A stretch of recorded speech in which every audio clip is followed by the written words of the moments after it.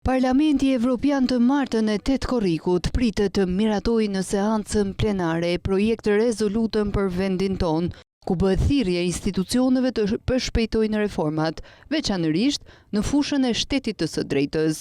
Raporti për situatën në Shqipëri është miratuar pak ditë më parë, së bashku me amendamentet në Komisionin e Jashtëm.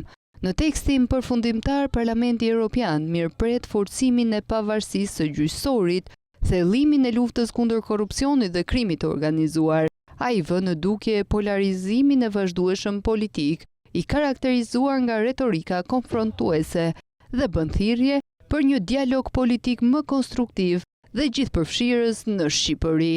Zgjedhjet parlamentare të majit të vitit 2025 cilësohet si konkurruese, por të zhvilluara në një mjedis shumë të polarizuar, me shqetësime për përdorimin e burimeve administrative. Partive politike shqiptare u bëhet thirrje që të angazhohen për një reformë të re zgjedhore më gjithëpërfshirëse.